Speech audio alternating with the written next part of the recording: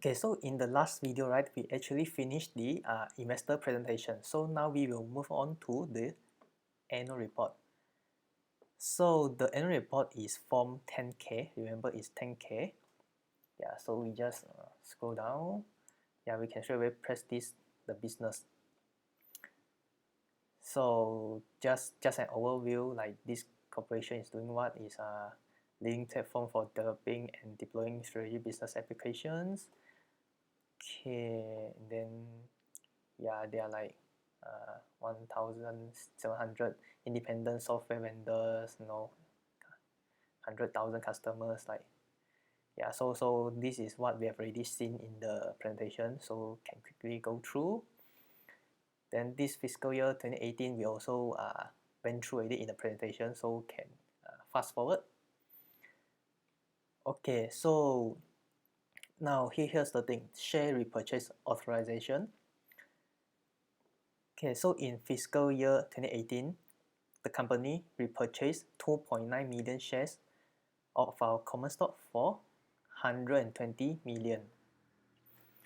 So the company, right? Okay, let me explain what is share repurchase. So share repurchase simply means that the company use its profits to buy the company shares from the public, the market itself, to decrease the overall number of shares in the company, so that okay, the number of shares is decreasing over the years, you can see. And then with this, right, the earnings per share will increase. So when the earnings per share increase, the share price will also increase. So this will actually increase the existing shareholders value. So let us calculate like how much price per share the company was actually paying. Okay, so I calculate this. So I calculate again. So it is 120 million divided by 2.9 million shares. So you can see the repurchase price per share is 41.38. So we can cross check with the current price, right? So the current price is actually 39.86. So you see that this company purchased at 41 and then now it is at 39. So by this alone, it is a very good judgment that if you want to buy this company, it is a very good chance to buy because you are buying lower than the company itself. Yeah, but you still need to do your further analysis, your fundamental analysis, to have a overall picture of how the company is doing. Yeah, so the next thing is dividend declaration. So last year, board of directors approved an 11 increase of our quarterly cash dividend. Okay, but for US stocks, I don't really look at dividend. But if you really want to buy it for its dividend, right, you can just look at here. So you see the dividend is actually increasing every year. So it's very steadily increasing. So how do we check whether this dividend is sustainable or not? One way is to check the payout ratio. So payout ratio is how many percent of the earnings per share are paid in dividend. So you see it's like 40-50. So it is not using everything in its earnings to pay out as dividend. So this is sustainable. Then the other factor you can take note of it is look at the free cash flow per share. So this free cash flow per share means the money is free. The money is just there doing nothing. So the company decide to give some of it as dividend. So you see the free cash flow per share is like 2.15 for 2017, and then in 2018 the dividend is 57 cents. So it is very sustainable because it is paid less than the free cash flow per share. Yeah. Okay, so let us continue. So our business segment, so this it tells what is their products. So Progress Open Edge, this is a developer software for building dynamic multi-language applications, across any platform, any design, and any cloud. When I see this, I was like, it's very vague for me. And then I don't really trust the company when they say something like this.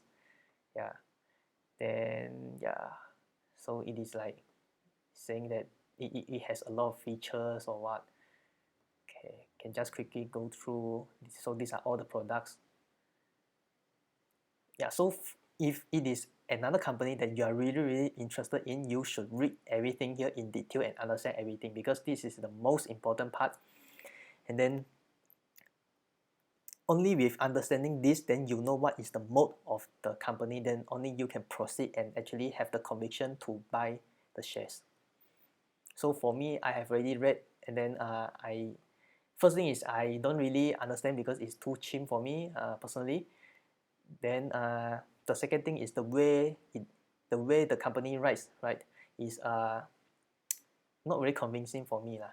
Yeah, so just skip. Okay, customers. So we have already seen the customers just now. It's just repeating.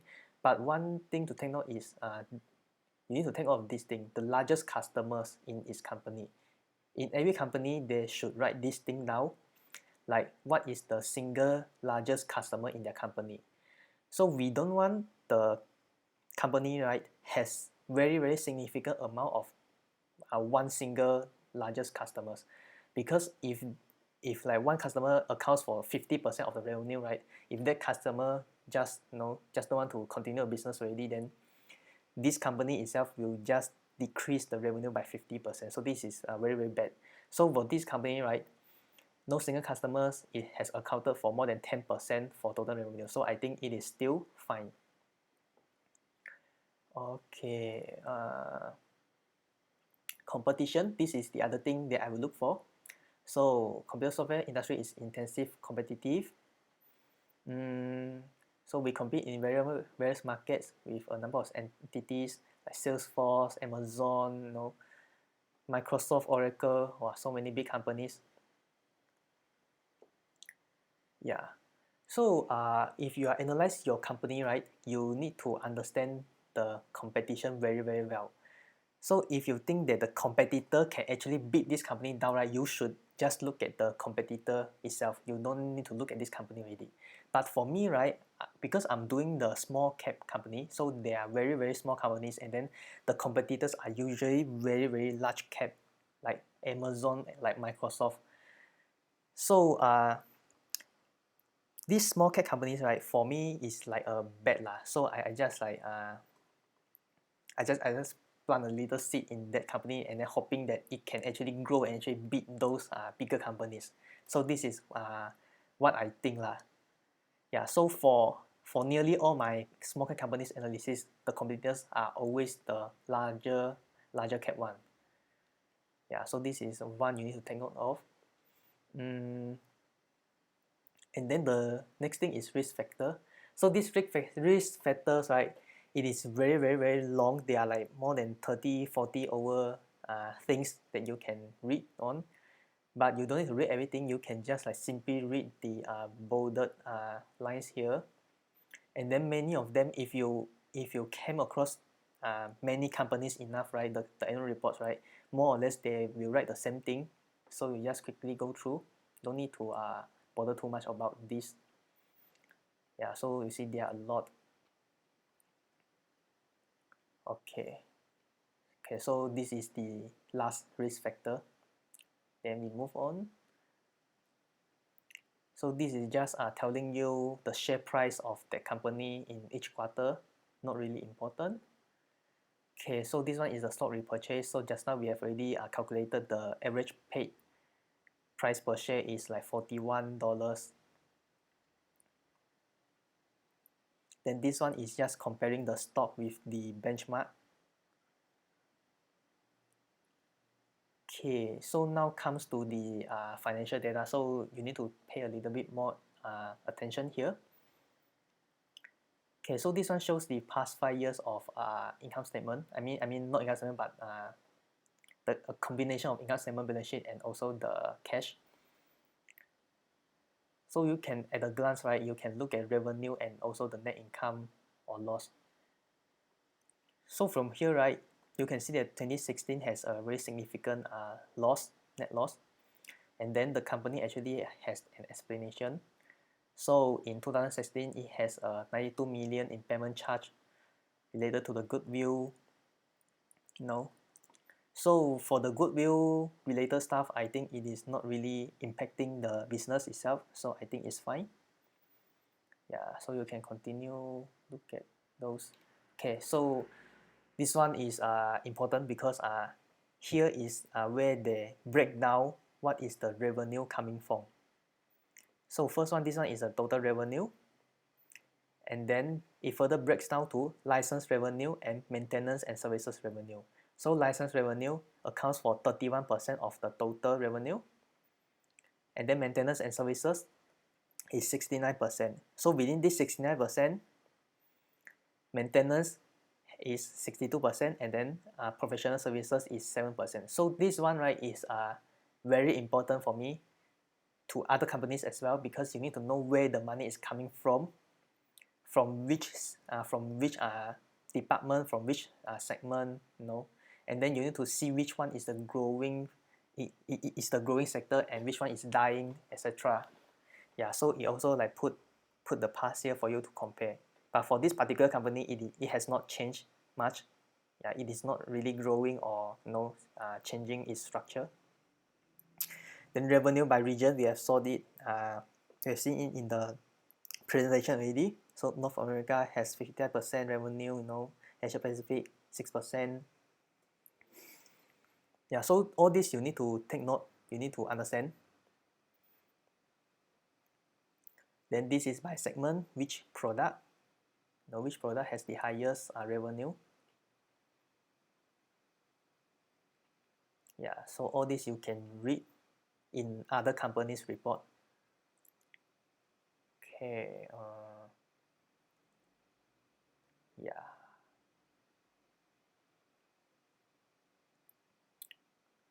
Okay, so this one is actually repeating, but it's 2017 compared to 2016. So can just further go down. Don't care. If you are interested, you can read on, but I usually don't read. So here's the one thing. Okay, yeah, here is the important part. So here is the consolidated financial statements. We will look at that. So just compare like 2017 and 2018, like what has changed, like what is the major changes here. So for me, I don't see any major changes here. But one thing to take note of is these two things: intangible asset and also goodwill. So you see that the total asset of this company, right, is actually 640, for example, 640 in 2018, but the goodwill itself is 314. It means that half of its asset, right, is actually fake one, is not existent one. Yeah, so this one you need to take note, for other companies as well. So this is very bad point for me. It means that like half of the asset is just nothing. It's just inflating its balance sheet. Yeah, so this is a big no for me. Yeah, so other than that, the balance sheet I think is okay. Then here's again the revenue. Then it breaks down to different types of revenue, different types of costs. Yeah, if you're interested to other companies, you can read on. Okay, and then cash flow. Cash flow is another thing you need to take note of. You need to read, especially operating cash flow. Okay, so for me, right, I don't see any big changes here. Yeah. Then investing is also important, because sometimes the company will expand, and then it will suddenly pay a lot of cash out for investment activities. Yeah, so for example, this one, they just they just bought over the IP switch company, so they need to pay a lot of money here. And financing. So usually for investing and financing, they are usually negative, means that the company is growing. But it is positive, right, you need to see what is the element here. So for this one, it is sales of investment, so I think it's fine. Yep. Okay. I think that's all for the annual report. So for the next part, I will talk about the directors, the executives, and also the earnings call for quarterly earnings and also the quarterly report. Yeah. So see you guys.